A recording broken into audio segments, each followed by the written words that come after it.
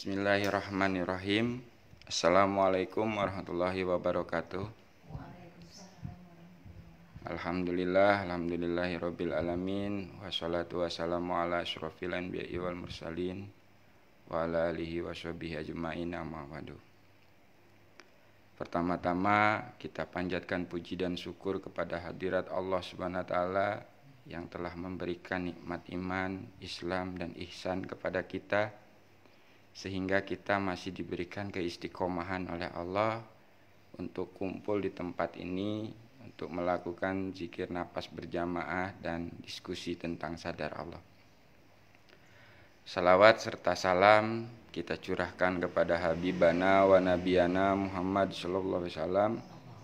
Mudah-mudahan kita ini adalah termasuk salah satu umatnya yang selalu menjalankan ajaran-ajaran beliau sampai yaumil akhir nanti.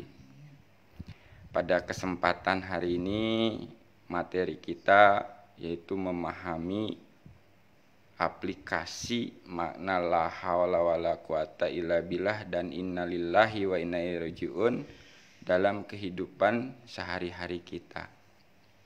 Nah, ini adalah sebuah dasar yang sangat penting bagi kita dalam menjalankan amanah tanda perintah dari Allah. Ini adalah sebuah proses yang saya rasakan kemarin.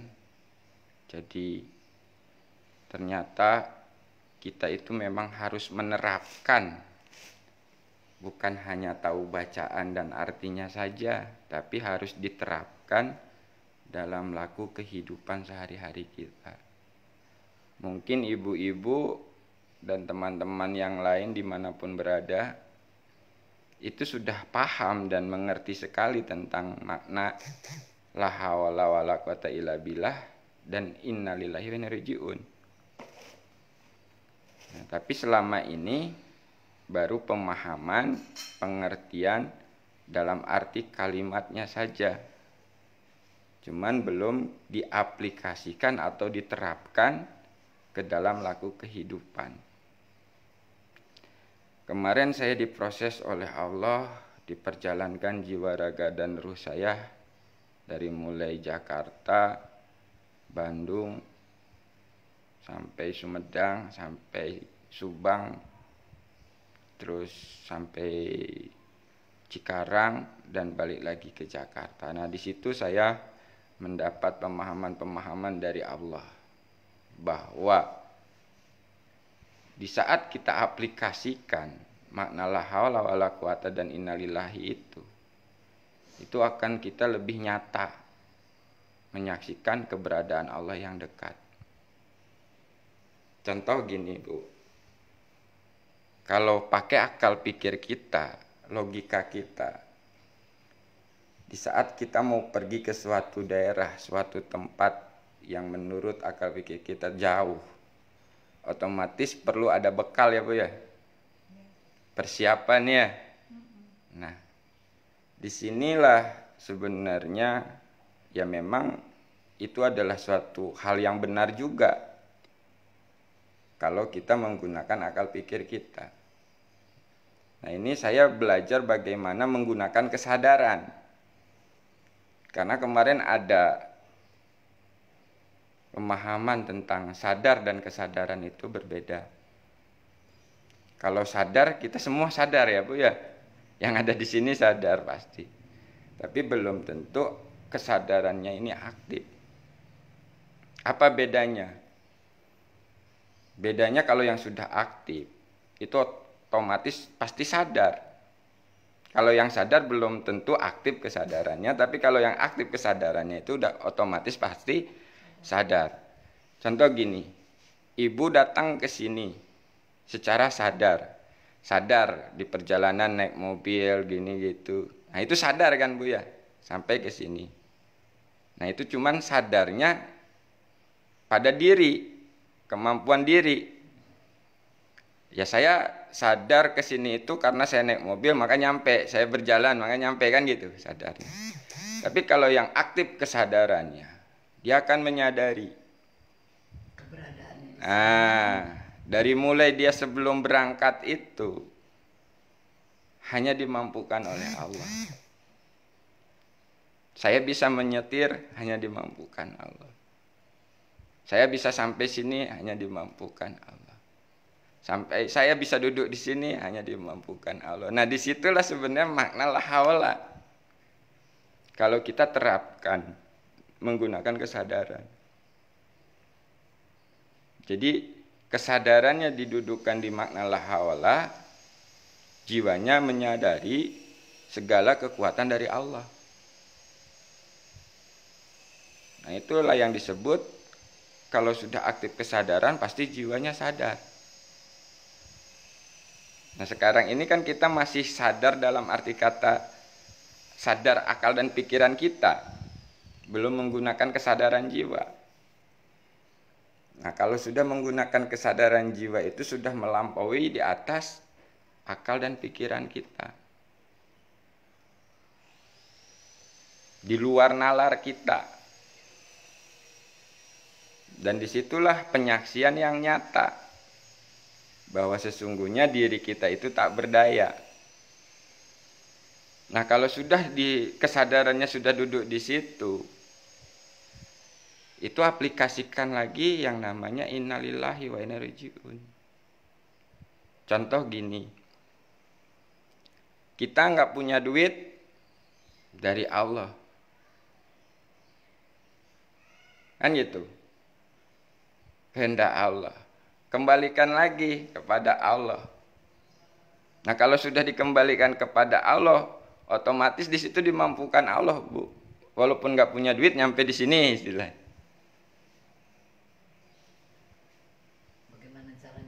Bagaimana caranya Allah terserah. Entah itu ada yang ngongkosin ojeknya, tapi kita menyadari gitu. Oh, ini pertolongan Allah. Kalau nggak digerakkan Allah, orang ini nggak mungkin ngasih ongkos untuk ojek. Gitu.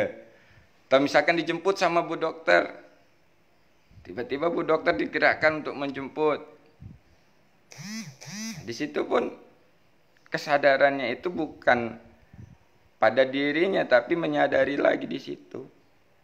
Yang nolong itu Allah. Yang memberi masalah Allah, yang memberi pertolongan Allah. Kalau di dalam ayatnya itu Allah memberikan masalah disertai solusi. Cuman kita berhenti di masalah sehingga mencari-cari solusi. Cari solusi jadi Fir'aun. Jadi udah kayak Tuhan. Nah, jadi makna la haula wala quwata, makna innalillahi wa inna ilaihi raji'un itu sebetulnya dalam kehidupan sehari-hari, dalam laku kehidupan kita sehari-hari kita harus terapkan. Potong mumpung lagi lewat nih, takutnya lupa.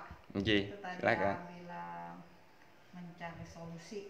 Ya, itu kan kalau sebagian kita bilang itu namanya ikhtiar karena betul. Nah, sampai di mana kita merasa bahwa ikhtiar kita itu memang itu Allah yang ngasih, bukan karena hasil kita.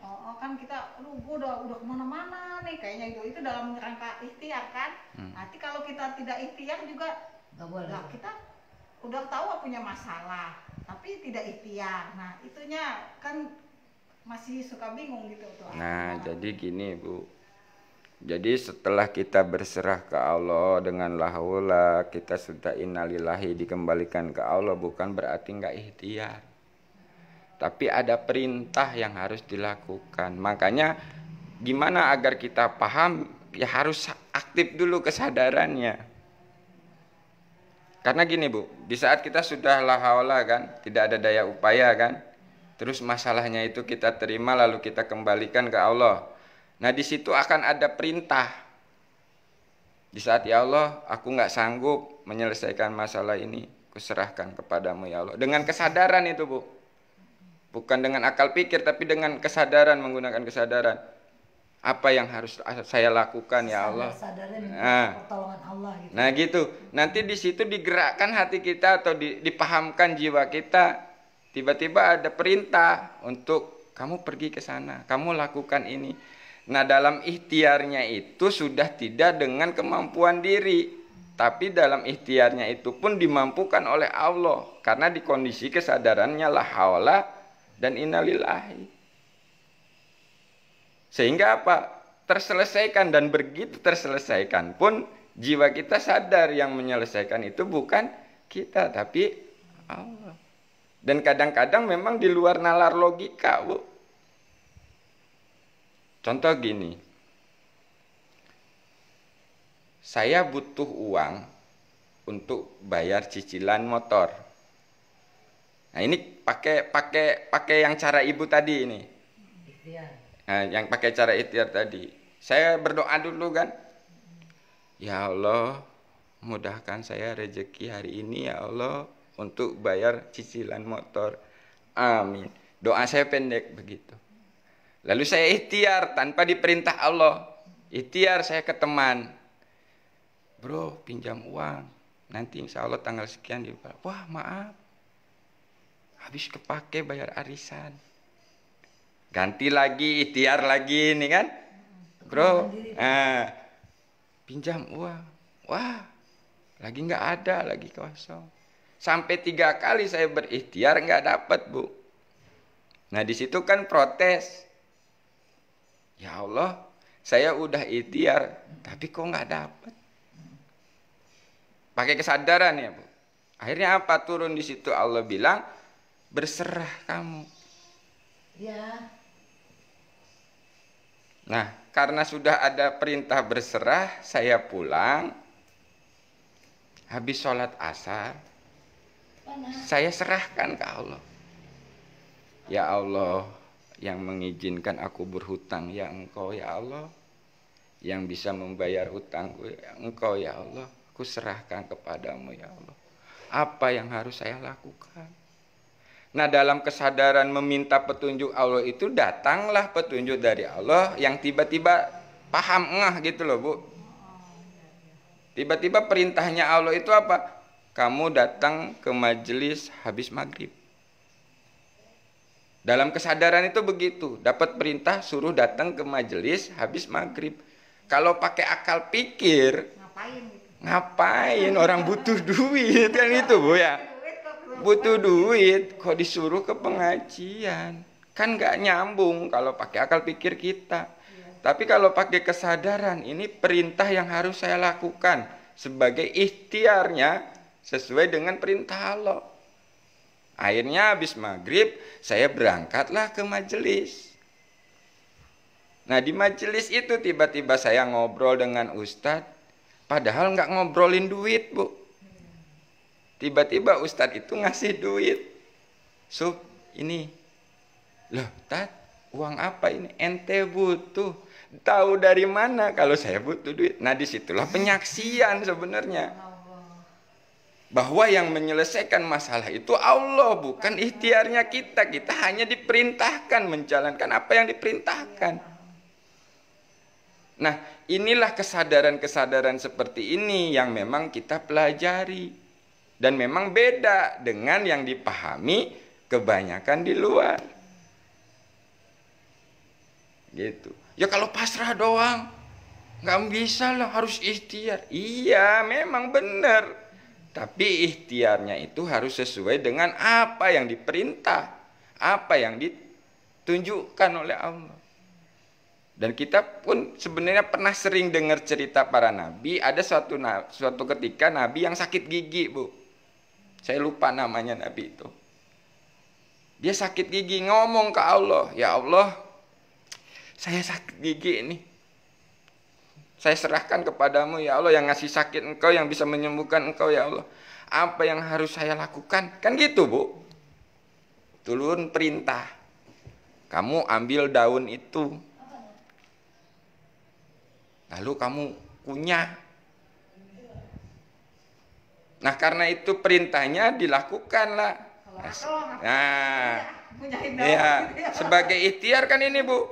Tapi ikhtiarnya sesuai dengan yang diperintahkan. Akhirnya dia datang, dia cabut itu daun, tak, dia makan, kunyah, sembuh. Nah, yang menyembuhkan itu bukan daun, Allah. Kita tapi menjalankan perintahnya dulu. Selesai itu beberapa bulan kemudian sakit lagi. Ceritanya, pas begitu sakit dia teringat waktu itu sembuh makan daun itu. Tiba-tiba dia datang ke situ ngambil daun itu lalu dia makan, malah tambah parah. Nah, kan? Pas begitu tambah parah baru tersadar. Dia ngomong ke Allah, "Ya Allah, kok kenapa sekarang saya makan daun ini kok tambah parah sakit saya?" Apa kata Allah? "Kamu nggak diperintah kok." Nah itu terkadang di dalam diri kita begitu, sok tahu. Nah, makanya kalau sudah kesadarannya di la haula dan innalillahi itu akan terbaca jelas. Dan diantaranya kita kadang-kadang bukan yang nggak yakin ya, kita punya masalah seperti yang tadi yang ceritakan. Itu kita nggak benar-benar minta, "Ya Allah, saya punya utang yang dikejar-kejar harus dibayar." Nggak begitu, tapi terus berusaha seperti itu ya. Dan sebatas doa aja, bukan jejak bener-bener minta gitu. Itu Nah itu makanya Bu, syarat pertama, syarat pertamanya itu kan harus sadar Allah dulu, jiwanya sadar Allah dulu. Nah bagaimana cara untuk sadar Allah? Kan sudah dikasih caranya, yaitu menggunakan zikir napas melatihnya. Nah yang merubah jiwa kita aktif sadar Allah itu bukan zikir napasnya. Zikir napas itu hanya istilahnya jalan, cara, ilmunya saja. Nah makanya harus melakukannya itu lillah, berserah. Dan akui sebelum melakukannya itu kita itu tak berdaya, nggak bisa apa-apa. Jangankan untuk zikir. Gitu loh Bu. Akui dulu, "Ya Allah, aku ini hambamu yang tak berdaya, tidak tahu apa-apa. Nggak bisa apa-apa. Nggak punya apa-apa, ya Allah. Tolong bimbing jiwa raga ini ya Allah, untuk selalu berzikir, bersyukur, beribadah yang baik dan benar kepadamu." Nah ini kan udah ada komunikasi Bu, walaupun kita belum paham Allahnya nih istilahnya ya. Kita belum kenal dengan Allahnya, tapi kita harus yakin Allah itu maha mendengar dan maha tahu. Nah kalau kita sudah ada konek seperti itu, pasti diproses. Nah, begitu zikir napasnya berarti kan lillah tuh, sudah nggak berharap apa-apa. Hanya ke Allah, hanya karena Allah. Udah, di situ dibimbing oleh Allah. Diaktifkanlah kesadarannya oleh Allah. Makanya setelah kita berlatih duduk timpu harus diaplikasikan agar cepat sadarnya, Bu. Kadang-kadang kita duduk timpu sadar ke Allah. Tapi begitu aplikasi kehidupan lupa lagi. Karena apa? Nggak diaplikasikan. Nah setelah dilatih harus diaplikasikan. Kak, ya silakan. Kalau kita udah mencapai kesadaran itu sebenarnya manusia itu hidupnya enak ya? Betul sekali. Enak banget ya? Makanya nikmat mana lagi yang engkau dustakan? Benar, kita nggak usah ngapa-ngapain, nggak usah mikir, Allah yang ini loh. Alhamdulillah. Itu kesadaran itu memang perlunya kita belajar kesadaran. Sesungguhnya hidup itu nikmat. Cuman kalau belum aktif kesadaran, hidup ini masalah. Nah itu perbedaannya. Apakah Yusuf sudah nyampe situ? Yusuf juga nggak bisa kalau nggak dimampukan. Di saat dimampukan saya ada berada di situ, tapi setelah nggak dimampukan ya nggak juga, Bu. Nah itulah yang kadang makanya naik turun dalam prosesnya. Terkadang kita itu menganggap salah itu adalah suatu hal yang tidak baik. Kalau kita sadari kesalahan itu adalah proses dari Allah agar kita paham tentang kebenaran. Karena di sini di dalam aplikasi kehidupan benar dan salah itu akan selalu kita hadapi, Bu. Jangankan level kita yang biasa, level ulama, kiai, ustadz, atau habib sekalipun, proses salah dan benar itu dia akan alami. Ini bukan saya menceritakan orang lain, karena saya menyaksikan. Jadi nggak ada jaminan sebenarnya. Pangkat itu nggak jaminan. Titel itu nggak jaminan, ilmu itu nggak jaminan. Karena apa? di situ akan ada proses benar salah tetap. Sekarang kita lihat, banyak enggak yang ngerti ilmunya tapi terpeleset. Nah itu. Ada juga yang enggak ngerti ilmu tapi benar dalam lakunya. Ilmunya dia enggak ngerti tapi dalam lakunya dia benar sesuai dengan keilmuan misalnya. Kalau saya seringnya gini, saya udah pengen lurus nih, pokoknya gak mau bersalah. Tapi kenapa berbuat salah lagi? Iya. Balik lagi. Nah. Itu susah banget ya. Nah, itulah sebuah proses, Kak, yang harus kita lewati. Dan itu akan terjadi terus-menerus selama masih kita hidup di dunia. Walaupun kita sadar ya, ini salah, tapi tetap aja belok. Nah, itu bedanya. Kalau kita sadar salah itu kan gak keterusan. Kita tobat, istighfar, kita minta ampun. Tapi kalau gak sadar, ngerus, gitu, keenakan berbuat salah. Nah, tapi disinilah makanya juga ya. jadi ibaratnya kesadaran ini sebagai rem juga sebenarnya. Di saat kita sadar salah, otomatis kan, ya Allah ampuni aku, ya Allah aku berbuat salah, kan gitu. Ya karena disitulah sebetulnya makna la haula wala quwata illa billah, Kak.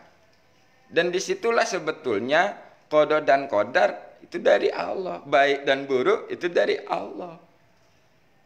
Kalau disuruh milih, pengennya yang benar, yang baik-baik aja toh, yang enak-enak aja. Kenapa mengalami kesalahan? Kenapa ngalamin yang nggak enak? Supaya tahu rasanya enak. Nah, Saya nyadarnya ini kayak kesini ya. Iya, Bu. Saya pengen buru-buru pengen kesini Bang. Tapi entah kenapa dibuat lambat. Saya, ya Allah, ini kok begini? Padahal saya pengen buru-buru gitu. Tapi entah kenapa dibelokin.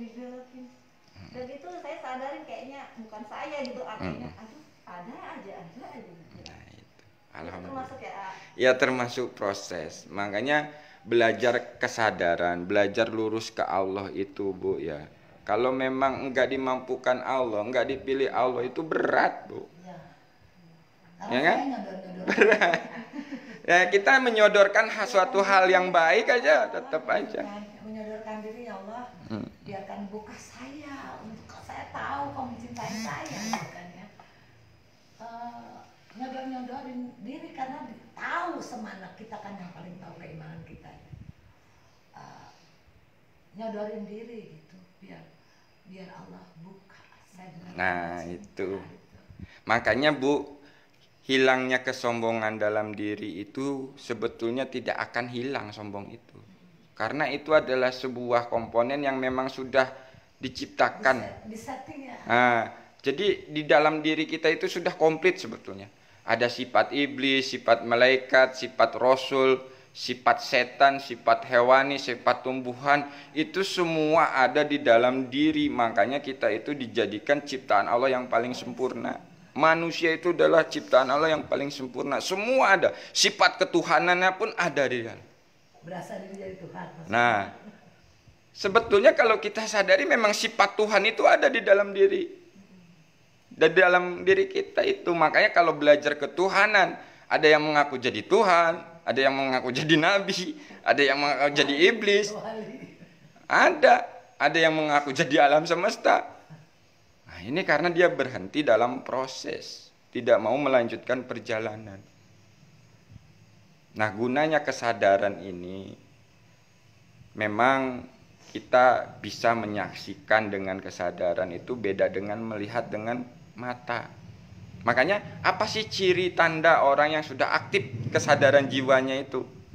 Bisa melihat tanpa ada wujud, mendengar tanpa ada suara, membaca tanpa ada tulisan. Maksudnya seperti apa? Melihat tanpa ada wujud, yang dilihat dia itu ya itu Allah yang laisa kamislihi syai'un. Misalkan contoh begini, mata saya melihat jenengan, tapi mata kesadaran saya itu menyaksikan Allah yang laisa kamislihi, sehingga tidak berhenti di penglihatan mata. Jadi kita ngerasa di sebelah. Makanya kalau dua-duanya aktif, ini akan selalu kemanapun menghadap, disitulah wajah Allah. Bahkan berarti wajah Allah itu bentuk wujud. Ya itu yang laisa kamislihi itu kita tak langsung ke situ arahnya. Kalau kesadarannya aktif, nggak berhenti di penglihatan mata.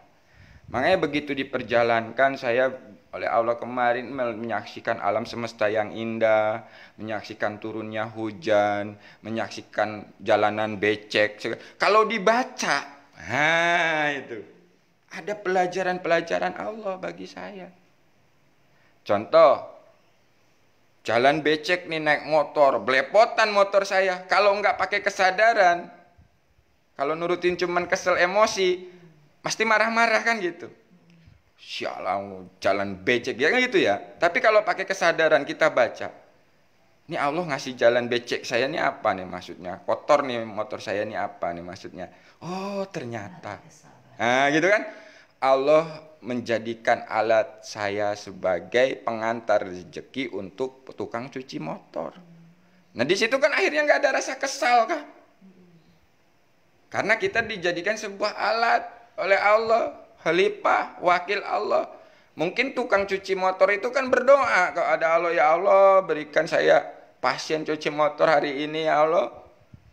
Nah kalau kita sadar, menyadari itu nggak jadi masalah. Banyak di situ hikmah-hikmah yang kita baca. Nah itulah membaca tanpa ada tulisan. Enggak ada tulisannya tapi kita baca dengan kesadaran tadi. Menggunakan kesadaran tadi. Nah gitu. Nah makanya hidup itu akan indah tuh begitu.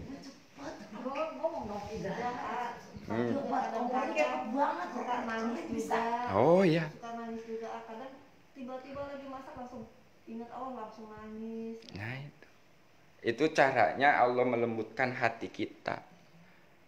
Kadang-kadang ya saya juga pertama dilembutkan, yang saya alami gitu ya, bukan diakui kemampuan saya, enggak, ini yang saya alami dalam proses. Waktu itu mijit Pak Pur, padahal enggak menceritakan yang sedih, tiba-tiba nangis, dan nangisnya itu tidak terbendung, Mbak. Dan sampai jiwa sendiri saya bingung, ini nangis kenapa? Saya sering tuh enggak masuk ke hadapan orang lain. Jadi saya pernah mengalami masuk di pesta orang. Tiba-tiba pengen nangis, terus pengen nangis, saya nggak bisa akses. Kenapa sih ini saya begini apa nah? Jadi saya nangis gerung-gerung gitu Tapi nggak tahu kenapa. Tapi nggak lama mantan perempuan yang meninggal. Oh gitu. Itu saya makanya takut kalau kayak gitu. Nah itu kan beda-beda dari memang tanda ya. Tanda misalkan nangisnya itu karena ada sebuah tanda ada kemalangan gitu ya. Malu gitu iya. Ngapain sih saya nangis? Ya itu tanda. Ada juga tanda yang memang dilembutkan hati kita itu oleh Allah yang tanpa sebab tiba-tiba nangis. Nggak bisa nahan gitu loh. Kita pengen seperti Kak bilang ya, bilang pengen apaan sih dalam saya? Apaan sih saya nangis? Ada apa hubungannya? Nggak ada konotasinya ke sana, nggak ada itu. Saya pernah nangis gerung-gerung berapa saat kemudian, ya Allah, kok itu ya saya ya. Jadi gitu ya Bu ya. Jadi kita harus aplikasikan, jangan hanya memahami, aplikasikan menggunakan kesadaran. Jadi jiwanya pertama menyadari Allah yang laisa kamitslihi syai'un, lalu dudukan kesadarannya dalam makna la haula dan innalillahi. Sehingga di situ kita akan menapaki level-levelnya itu lebih mudah sebetulnya. Jadi gini, di saat kita sudah terapkan la haula dan innalillahi dalam belajar DN itu, untuk masuk level 1, 2, 3, 4, 5 sampai 1, 2, 3, 4 sampai SIPGO, itu akan lebih mudah. Karena apa? Karena level-level itu adalah pemberian, maksudnya bukan hasil capaian gitu loh. Kalau kita mengejar capaian kita, maka akan merasa susah. Berarti kalau kita nggak berhasil nggak apa-apa. Ya nggak apa-apa, justru di situ. Karena kita nggak pinter-pinter. Justru di situ tujuannya di sini itu memang nggak pinter, tapi dipintarkan. Suatu saat ibu dipintarkan, di situ sadar loh, saya nggak pinter tapi dipintarkan Allah. Makanya banyak yang bosan belajar kesadaran atau zikir nafas sadar Allah ini karena tidak bisa apa-apa nanti ujungnya. Malah kadang-kadang suka blank ya, suka blank Iya, juga ya. tidak bisa apa-apa, nggak ngerti apa-apa. nggak tahu apa-apa, tapi di saat dimampukan dia sadar. Contoh yang saya alami, saya dikumpulkan dengan orang-orang yang berilmu. Saya nggak punya ilmu. Mau ngomong apa? Kan gitu, Bu. Begitu saya berserah kepada Allah, dimampukan sama Allah ngomongin tauhid. Nah, di situ saya sadar. Di saat Allah berkehendak memampukan diri saya ini bicara, kalau mengandalkan kemampuan saya nggak bakalan bisa bicara. Nah itu. Jadi intinya belajar kesadaran itu menyadari diri kita itu yang tidak bisa apa-apa, tidak tahu apa-apa, tidak punya apa-apa. Dan hakikatnya itu memang itu. Tapi kan di dalam diri kita itu masih merasa bisa, merasa mampu, merasa tahu. Aku tahu loh kan karena merasa aku belajar. Jadi sebenarnya tujuan TN itu apa? Jadi tujuan intinya itu ya menuhankan Allah, bertauhid lurus kepada Allah. Mengenal Allah. Ya iya. Contoh sekarang gini. Tauhid juga. Dalam hati ini masih banyak berhala loh, Bu. Jangan salah. Iya. Di saat kita masih meyakini uang yang bisa membuat kita makan, pekerjaan yang bisa memberi uang. Burung. Nah, itu kan? Itu berhala sebetulnya. Di saat kita meyakini bos itu yang memberi rejeki, nah itu berhala. Nah dengan belajar DN inilah kita menuhankan murni Allah, sehingga kita bisa menyaksikan di sebalik bos itu ada Allah, di sebalik pekerjaan itu ada Allah, di sebalik kebahagiaan yang kita dapat itu ada Allah. Nah di situ murni bertauhid kepada Allah, tidak tercampur dengan apapun. Sekarang kalau mau jujur, kita itu kan masih tercampur. Nah, masih banyak berhala-berhala di dalam hati. Nah, bagaimana untuk membersihkannya? Berzikirlah hati ini kepada Allah. Napas masuk, napas keluar, Allah. Sehingga yang ada hanya Allah dan kekuatan Allah. Gitu loh. Nah kalau udah yang ada hanya Allah dan kekuatan Allah di dalam diri kita ngapain? Menyaksikan kekuasaan Allah. Kita diam aja sebenarnya kan begitu. Kita menonton diri kita. Nah kita itu diciptakan itu agar menyaksikan menonton kekuasaannya Allah. Ya. Semua itu kuasa Allah. Makanya jiwa ini akan diberikan pertanggungjawaban sebagai saksi. Nah sekarang saya tanya, sudah benar belum menyaksikannya? Apa hanya sebagai pengaku-ngaku, saksi aku-aku? Nah, kan? Nah sekarang ibu makan, menyaksikannya apa? Aku yang kuat, yang bisa masaknya. Nah itu. Tapi kalau sebagai penyaksi, menyaksikan bahwa makan ini perintah Allah, saya bisa makan ini dimampukan Allah. Nah itu saksi yang benar sebenarnya. Kekuasaan Allah semua yang kita saksikan. Nah sekarang di syahadat aja. Asyhadu alla ilaha illallah wa asyhadu anna Muhammadar Rasulullah. Aku bersaksi tiada Tuhan selain Allah. Dan aku bersaksi Muhammad adalah utusan. Jadi intinya hidup kita ini bersaksi saja apa yang Allah kerjakan terhadap kita dengan keyakinan. Nah itu sebenarnya inti belajar kesadaran nih. Nah yang disaksikan kan tadi harus Allah dengan Muhammad. Nah sekarang mana Muhammadnya? Nah kalau pakai kesadaran, ibu silaturahmi seperti ini perbuatannya siapa? Perbuatannya siapa? Allah. Nabi Muhammad contohkan. Nah tolabul ilmi itu perilakunya siapa? Muhammad. Nah itu yang disaksikan sebetulnya. Kita berarti bersaksi apa itu? Yaitu yang syahadat tadi itu. Yang Nabi Muhammad itu apa? Ajarannya. Sifat-sifat yang ada di dalam diri itu tadi. Dan apa yang dilakukan dicontohkan. Kita sudah melakukan atau belum? Nah kalau sudah melakukan berarti itulah yang disebut menyaksikan keberadaannya. Tadi tiada Tuhan selain Allah dan Muhammad adalah utusan Allah. Tapi dengan kesadaran, bukan pakai penglihatan. Karena kalau pakai penglihatan yang dilihat hanya makhluknya saja kan gitu. Tidak bisa disebalik itu. Makanya sebenarnya la ilaha illallah Muhammadar Rasulullah. Satu kesatuan. Berarti Muhammad ini ya kita ini ya yang mencontohkan Nah iya, jadi bukan Nabi yang dulu. Nabi bin Abdullah. Bukan. Gitu loh. Makanya belajar kayak gini memang kadang-kadang dikatakan gila, padahal sebetulnya nggak gila. Cuman beda dengan yang orang apatis, orang masa bodoh gitu. Tapi insya Allah lah ya. Jadi jangan terlalu dalam juga. Mari kita kembali lagi ke pembahasan tadi. Kita simpulkan makna la haula dan innalillahi ini kita bisa aplikasikan pun dimampukan Allah, bukan bisanya kita. Makanya setiap kita mau melakukan, mau apapun itu sadari dulu. Sadari ketidakmampuan kita sehingga di situ dimampukan. Sadari semua itu dari Allah, kita kembalikan ke Allah sehingga tidak ada pengakuan sebenarnya. Pengakuan di dalam diri. Kalau sudah dari Allah kembali ke Allah, ada pengakuan enggak?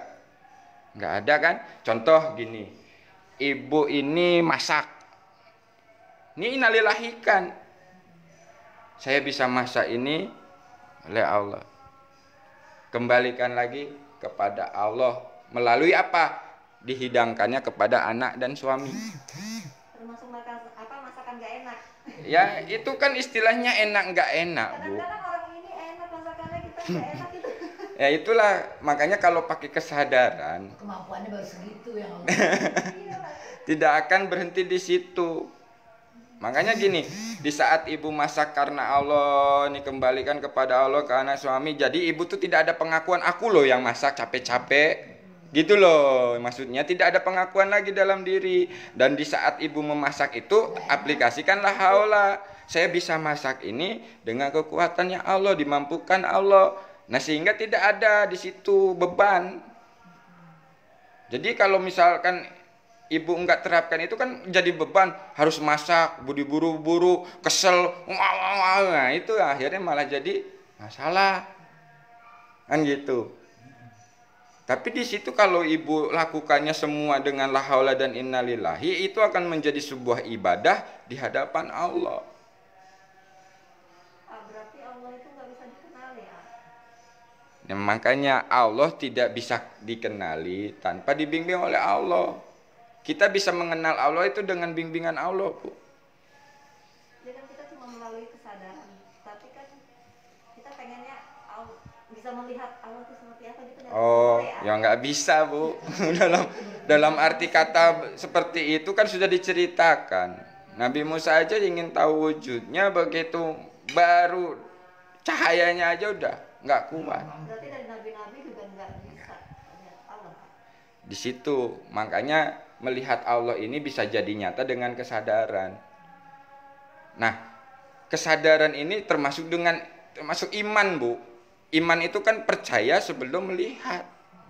Kalau harus melihat dulu ya berarti bukan iman namanya. Imin. Gitu. Jadi iman itu kan percaya sebelum melihat. Nah, kalau kita harus menyamakan Allah itu sama dengan makhluk, ya bagaimana dengan kamislihi syai'un itu? Tapi di level 4 itu seakan-akan kita bisa menyaksikan Allah. Nah, ya itulah yang disebut dengan rasa ya. Nah, kesadaran itu dengan menyadari seakan-akan padahal sebenarnya kalau sadar ya memang benar, Bu. Sekarang gini ya lah. Allah itu tidak jauh, dekat kan gitu. Lebih dekat dari urat leher. Sadar nggak sekarang Ibu dekat Allah? Kan enggak. Kalau sadar pasti nggak bakalan nyari-nyari Allah. Paham nggak maksud saya? Kalau Ibu sudah menyadari selalu bersama Allah dimanapun dan kemanapun, nggak bakalan nyari-nyari Allah lagi. Lepasin aja udah Allah seadanya sama saya ya. Gitu loh. Kalau kesadaran Ibu sudah aktif, menyadari Allah, nyata. Ibu itu dalam kesadaran nyata Allahnya. Maksudnya nyata ini bukan bentuk wujud kayak makhluk gitu loh, Bu. Jadi cuma menyadari perbuatan Allah gitu aja, Pak. Ya semuanya itu ya sebenarnya gini ya. Memang untuk menjelaskan hal wujud Allah ini memang di situ udah nggak perlu dibahas sebenarnya. Saya pikir di level 4 yang singgah ya. Saya pikir itu orang-orang yang sudah menyaksikan Allah gitu. Ya itu Bu, sadar Allah itu menyaksikan Allah sebenarnya. Dengan batin. Nah, dengan kesadaran. Jadi gini. Bukan melihat. Bukan melihat dengan mata kepala, tapi dengan kesadaran. Di saat jiwanya sadar Allah, di situ sudah menyaksikan Allah, keberadaan Allah. Di saat ibu menyadari selalu bersama Allah, ya itu di situ udah menyaksikan Allah sebenarnya, Bu. Pakai kesadaran. Makanya dalam belajar kesadaran ini ya memang ada step by stepnya. Makanya Pak Pur memberikan level 1, 2, 3, 4. Nah kesadaran meluaskan, kesadaran menyadari tubuh dulu, menyadari ruangan, menyadari alam semesta, menyadari di sebalik alam semesta. Nah sudah jiwanya duduk di menyadari di sebalik alam semesta ada Allah yang laisa kamislihi, itu kan dia meluas lagi kesadarannya. Di saat kesadaran jiwanya itu semakin mendekat Allah, semakin berserah. Nah gitu. Sampai di level 4 itu yang ada hanya Allah, yang ada hanya kekuatan Allah. Lalu masuk di sibgo. Nah itu kan kesadarannya yang meluas. Jadi termasuk saya pengen belajar PN itu karena penasaran sibgo itu apa gitu. Yes. Itu orang yang kepengen banget kenal Allah. Nah itu makanya gini Bu, kalau mengandalkan kemampuan keilmuan itu nggak bakalan bisa. Tapi kalau ibu berserah dengan la haula dan innalillahi, insya Allah dengan bimbingannya nanti. Karena yang bisa memahamkan itu hanya Allah. Jadi saya menceritakan ini apa yang saya alami, apa yang saya lalui di saat menjalankan aplikasi DNSA dalam kehidupan. Nah suatu saat nanti kalau ibu memang amalkan, ibu aplikasikan, akan menemui hal-hal yang sama, cuman beda cerita. Karena tujuan kita sama, kembali kepada Allah dengan jiwa yang tenang. Makanya di sini itu nggak nyari jamaah, tapi nyari sahabat yang memang benar-benar mau kembali kepada Allah. Banyak jamaah juga percuma Bu, kalau cuman hanya jadi malah salah persepsi ya kan. Jadi perdebatan, jadi ini itu, tapi disitulah. Jadi sebenarnya pilihan Allah ya. Nah, jadi memang kita itu nggak bisa mengenal Allah tanpa bimbingan Allah. Makanya Pak Pur itu selalu mengatakan, yang belajar zikir nafas gurunya Allah. Awal-awal saya pun bingung Bu, gimana gurunya Allah? Kan gitu ya. Ternyata setelah saya sadari dalam aplikasi kehidupan, memang saya itu hanya dipahamkannya oleh Allah. Contoh misalkan gini, masalah fana ya, fana. Kalau menurut keilmuan saya nggak ngerti. Akhirnya ada yang menceritakan gitu kan, tentang fana tuh begini. Tapi nggak ngerti juga. Begitu berserah ke Allah, ya Allah pahamkan aku tentang fana. Ternyata dipahamkan Bu. Di saat kita sudah memang tidak mengakui itu sebenarnya fana. Makanya di kesadaran innalillahi itu sudah fana sebenarnya. Diperjalankan ke Jombang melayani orang 400 orang sendiri. Nah kalau enggak dipanakan oleh Allah itu enggak mampu.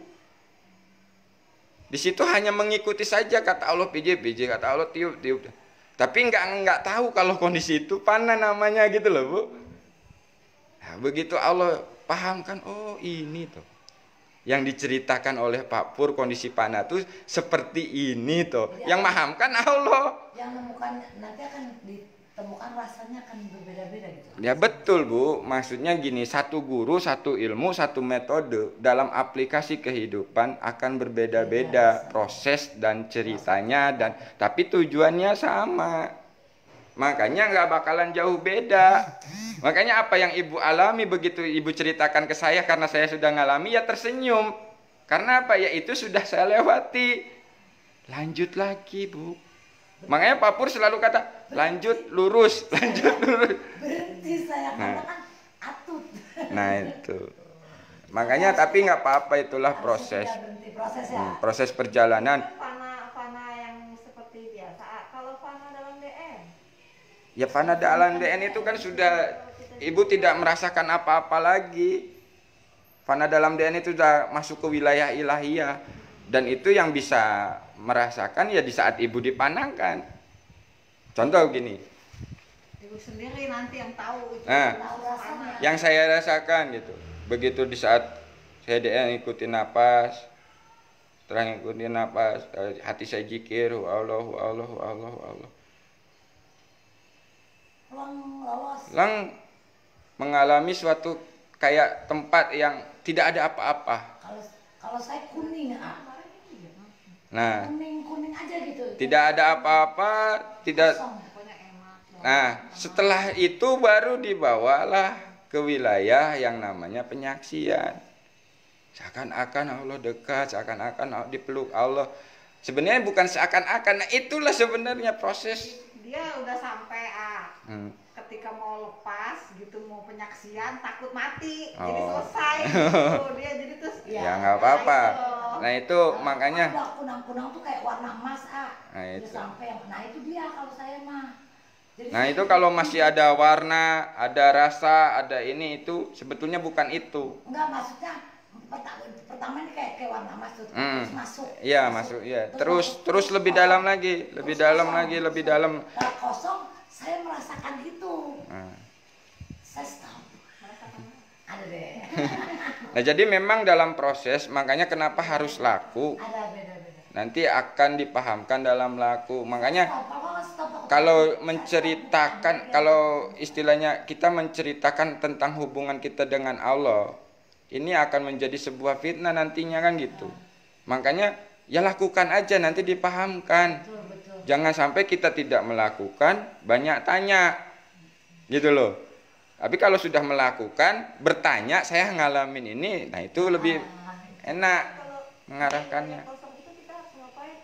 Ya. Itu saya udah kosong, udah nggak tahu, terus pengen bu Allah kan nggak ada napas. Ini bu Allahnya gimana? Jadi kayak nanya-nanya, bagaimana ini setelah ini bagaimana? Nah, itu sebetulnya pasrah, ibu. Kalau udah pasrah nanti dibimbing. Ya Allah. Bisa apa? Maksudnya pasrahnya apa? Tetap bu Allah tanpa. Ya awalnya kalau misal dari awalnya kan hu Allah, kalau sudah diberhentikan, sudah ini kan kesadarannya sudah aktif, ya sudah enggak hu Allah itu. Tapi waktu itu saya udah bu Allah, jadi Berubah. Saya ngikutin kan Andi, lihat YouTube kan Andi katanya belajar dulu olah nafas kan, belajar nafas dulu, nyaksiin nafas. Nah saya belajar waktu menjelang tidur. Saya perhatiin napas saya, tapi kok lama-lama kayak seakan-akan saya balik gitu. Kok nggak ada nafas gitu kan? Tapi salah satu saya balik lagi. Ini ada yang tidur tapi masih bernapas. Saya balik lagi. Kok ini nggak bernapas gitu? Nah itu sebetulnya jiwa itu tak bernapas. Enak banget.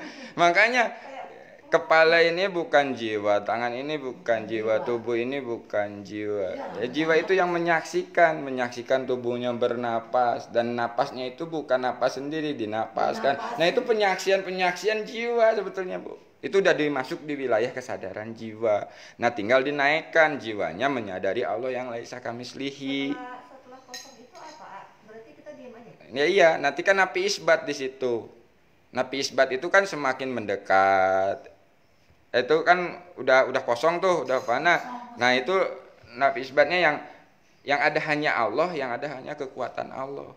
Ke situ nanti kesadarannya masuknya. Nah setelah yang ada hanya Allah dan kekuatan Allah, sibghatullah, masuk ke dalam kekuatan Allah, sehingga jiwanya itu menyadari semua kekuatan dari Allah. Kita bisa berzikir itu karena kekuatan Allah, kita bisa ngapa-ngapain itu karena kekuatan Allah. Sudah tidak ada pengakuan lagi, sudah masuk di situ. Dan kondisi-kondisi itu ya memang nanti dipahamkannya oleh Allah dalam laku. Berarti harusnya nggak harus berhenti ya? Iya. Itu berhenti karena Mati. Itu karena gitu, Bu. Jadi Tadinya seperti warna emas, terus kosong. level-level itu bukan hasil laku kita, bukan. Tapi di saat kita berserah total, nanti itu akan dimampukan melalui level-level itu. Takut juga. Gitu. Nah, nanti setelah kita sudah paham kondisi duduknya kesadaran di level-level itu, kita aplikasikan dalam kehidupan. Jadi bukan hanya sekedar di saat duduk timpu. Begitu kita aplikasikan tuh begini, Bu. Maksudnya kita di dalam kehidupan. Kesadarannya langsung menyadari Allah, lalu kita dudukan kesadaran ini di level 4 misalkan. Udah, dek. Nah, akhirnya dalam menjalankan kehidupan ini, dia menyadari jiwanya yang ada hanya kekuatan, yang ada hanya Allah, yang ada hanya kekuatan Allah. Jadi udah nggak ada pengakuan lagi di dalam dirinya. Sebenarnya itu konsep-konsep itu untuk mempermudah, tapi jangan menuhankan konsep. Paham maksud saya? Lakukan saja lillah. Nah, kalau sudah lillah, di situ dimampukan Allah tadi. Ikhlas itu bukan yang diucapkan ikhlas, saya ikhlas. Sebenarnya kita nggak bisa ikhlas. Karena di saat saya dipahamkan tentang ikhlas tuh begitu, Bu. Di sini nih berontak, tapi begitu dimampukan oleh Allah, akhirnya ikhlas. Gitu loh. Berarti ya memang diri saya itu nggak bisa ikhlas tanpa diikhlaskan oleh Allah. Paham nggak, Bu, maksudnya? Iya. Gini, saya ngomong ke Allah, ya Allah, pahamkan aku tentang makna ikhlas yang sesungguhnya. Tiba-tiba saya ditelepon pasien saya. Dan pasien saya itu ternyata di rumahnya itu buang air besar belepetan di mana-mana. Begitu saya nyampe di sini kan rame nih. Ngapain? Bukan tugas saya. Kan gitu, Bu, ya. Di sini tuh ada yang berbisik kan. Siapa saya? Oh, saya tugasnya cuma terapi doang, ngapain pakai beresin nya kayak gitu, Pak. Tapi disitulah disadarkan oleh Allah, kamu tadi minta apa? Ikhlas. Karenamu ya Allah. Lakukan. Karena nah, di saat kita sadar diri kita nggak bisa ikhlas tapi dimampukan ikhlas, akhirnya bisa melakukan karena Allah, bukan karena pasiennya, bukan karena karena Allah. Ini udah gitu loh, Bu. Kalau zikir nafas itu berarti Allah juga yang ingin kita ya. Loh ya iya. Allah juga yang membawa kita ke dalam zikir. Allah yang memampukan. Nah, makanya kan saya bilang, kita itu tidak bisa akan mengenal Allah tanpa dibimbing Allah, Bu. Tapi waktu itu saya berontak itu gimana ya? Lah itulah sebuah proses dari Allah. Jadi gini, kita sebelum paham itu mengalami hal-hal yang begitu. Sebenarnya kita berontak itu ya dari Allah agar kita paham, jangan berontak gitu loh maksudnya. Oh, begini tuh berontak salah, berarti jangan berontak kan gitu yang sebenarnya. Iya, saya gitu loh. stop gitu berontak. Kesadarannya itu. Takut gitu ya. Rasa takut pun ya. Jadi saya kalau zikir nafas itu emang cuma pengen zikir nafas bu Allah ya. Tapi di saat zikir nafas bu Allah tiba-tiba ada seperti ada yang apa? Kayak mau keluar gitu jiwa. Nah, itu saya berontakin biar jangan. Nah, itu yang disebut belum pasrah kan. Nah, kenapa terjadi seperti itu? Agar jenengan tuh paham tentang ketidakpasrahan. Memang dari Allah juga, tapi mendidik jenengan gitu loh. Iya. Besok lanjutin lagi. Besok lanjutin lagi dengan kepasrahan. Gitu. Udah sampai kayak gitu. Ya Allah, stop ya Allah. Jadi oke gitu ya, Bu ya. Kita jangan melebar, kita langsung praktek aja. Jadi kesimpulannya tadi kita aplikasikan dengan kesadaran makna la haula dan innalillahi, sehingga di situ kita dimampukan dalam segala halnya itu oleh Allah. Dan kalau kita aplikasikan dengan benar, di saat kita la haula nggak mampu dimampukan. Nah, kalau di saat kita aplikasikan innalillahi, itu sudah tidak ada pengakuan. Karena semua dari Allah kembali ke Allah. Sehingga kesadarannya selalu menyadari itu gitu loh, Bu. Apapun semuanya yang kita terima itu dari Allah, cepat-cepat kita kembalikan kepada Allah. Ya, contohnya ya kayak yang saya lakukan, misalkan saya berdagang, ya kan? Karena Allah, dapat rezeki kan dari Allah nih. Nah, mengembalikan ke Allahnya itu dengan cara apa? Ya, saya berikan kepada anak istri. Tapi dengan kesadaran ini saya kembalikan ke Allah. Jadi tidak ada pengakuan, aku loh yang cari rezeki, aku loh yang ikhtiar, aku loh yang punya duit. Nah, ini, Bu. Jadi hilang akunya. Tapi menyadari dari Allah kembali ke Allah dalam aplikasi. Jadi innalillahi wa inna ilaihi raji'un itu bukan hanya untuk orang yang meninggal atau mati. Tapi harus kita aplikasikan dalam perilaku. Gitu loh. Ya Bu ya? Ya. Paham ya? Mudah-mudahan dipahamkan oleh Allah, dalam lindungan Allah. Di online juga Nah, saya. kita praktek untuk zikir nafas, siapkan kondisinya mau timpu atau mau sila, silakan.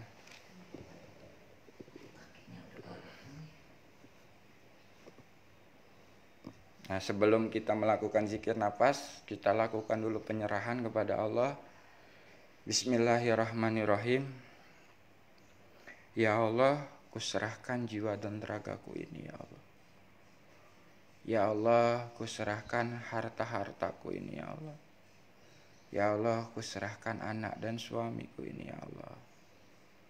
Ya Allah, kuserahkan segala ilmu-ilmuku ini ya Allah.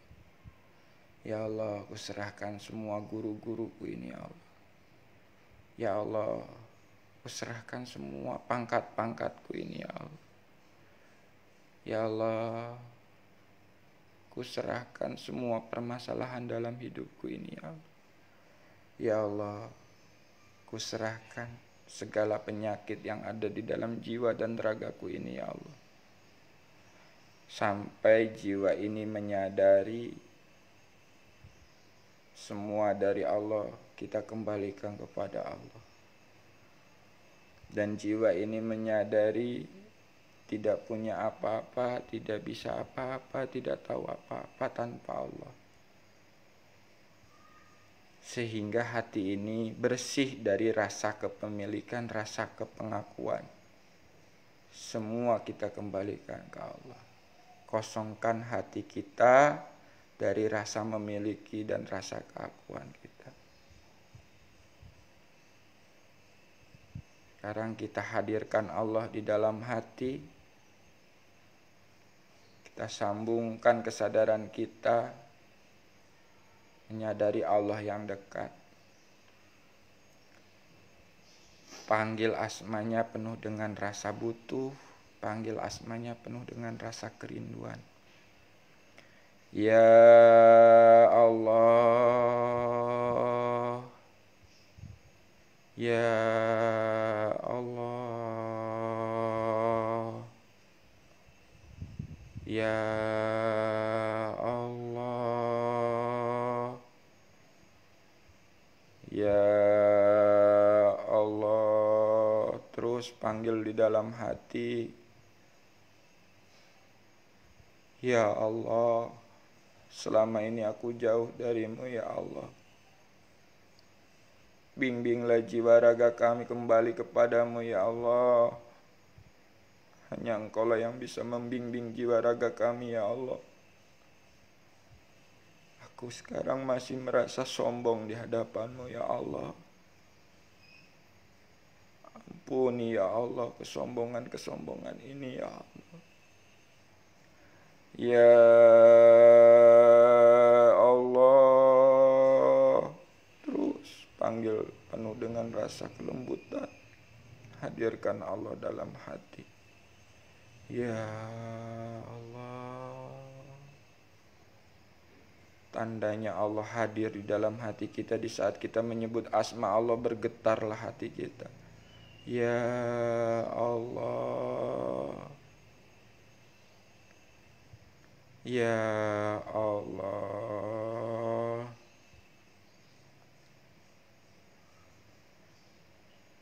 Kita istighfar di hadapan Allah, minta ampun di hadapan Allah. Astagfirullahaladzim. Astagfirullahaladzim.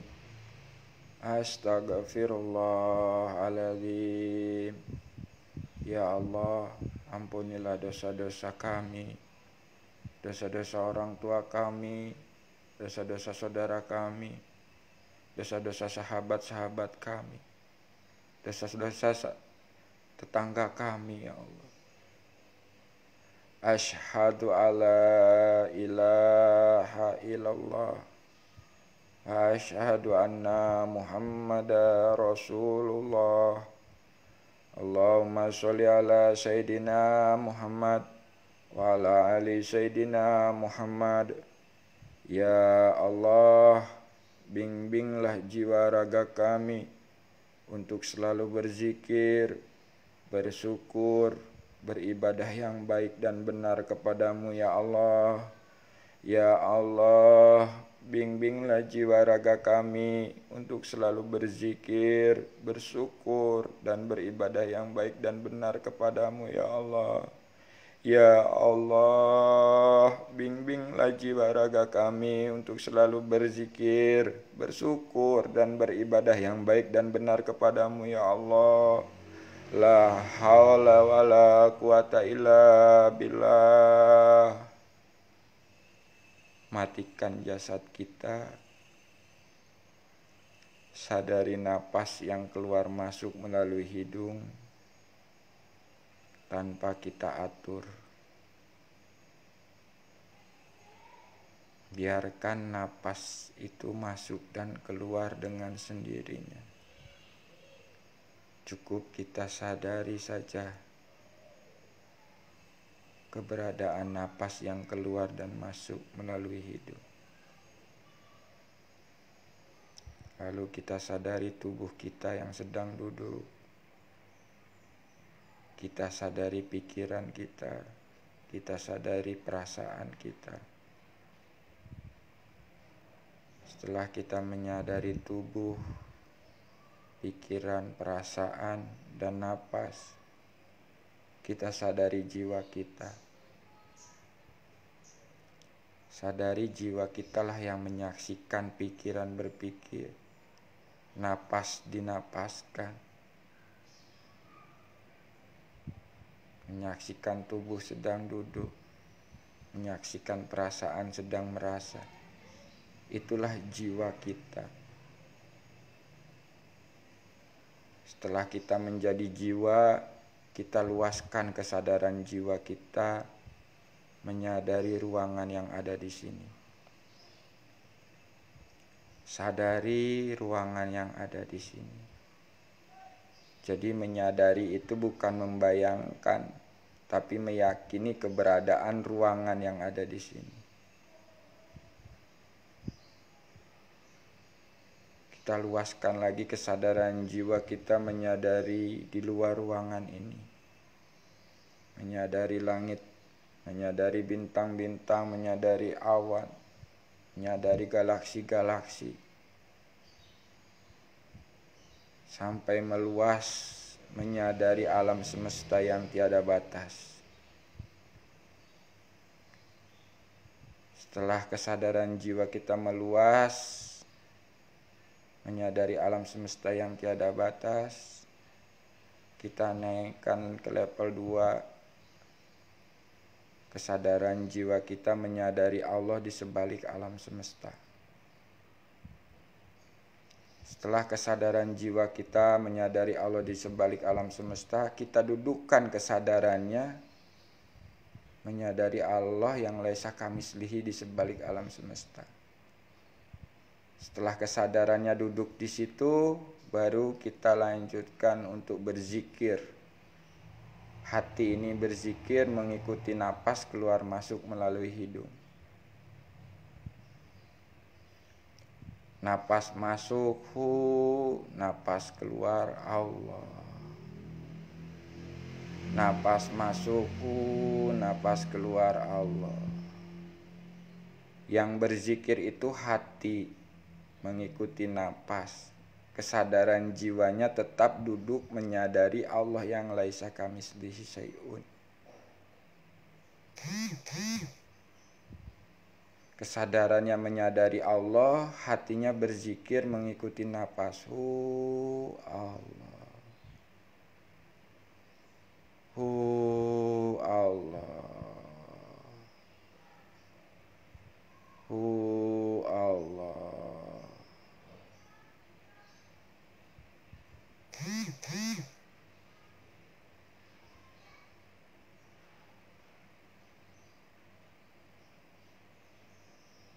Kita luaskan lagi kesadaran jiwanya masuk di level 3.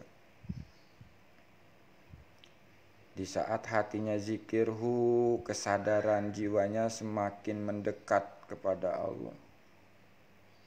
Di saat hatinya zikir Allah, kesadaran jiwanya semakin berserah di hadapan Allah.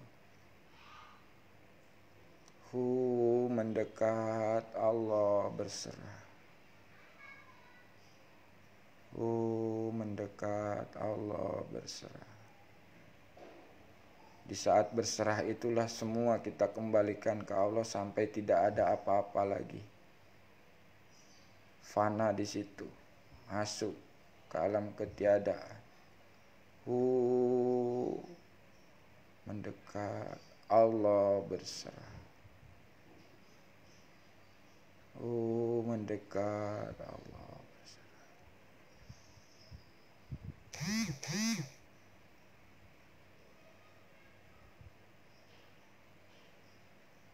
Setelah fana kita masuk, kita luaskan lagi kesadarannya masuk di level 4. Di saat zikir kesadaran jiwanya menyadari yang ada hanya Allah.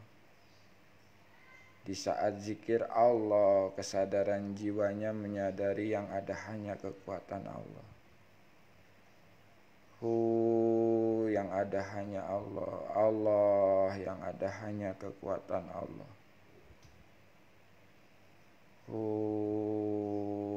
Allah.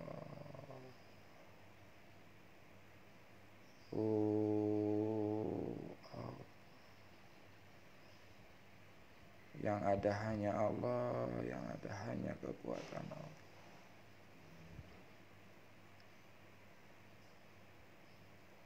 Sampai benar-benar jiwanya menyadari yang ada hanya Allah, yang ada hanya kekuatan Allah. Kita luaskan lagi kesadarannya masuk ke dalam kekuatan Allah, Sibghatullah. Di saat jiwanya masuk ke dalam kekuatan Allah, sehingga jiwanya menyadari semua kekuatan dari Allah. Hatinya tetap berzikir Allah. Allah. Kondisi Sibghoh ini bisa kita aplikasikan dalam 3T, ATP dalam kehidupan sehari-hari. Kondisi kesadaran jiwa yang Sibghoh ini bisa kita aplikasikan ke ATP 3T dalam kehidupan sehari-hari.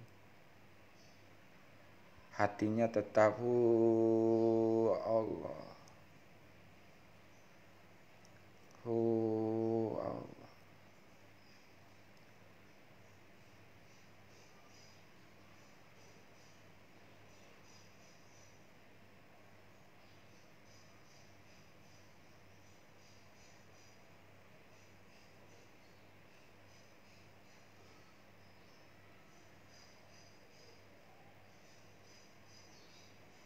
Baik, saya akhiri siaran langsungnya.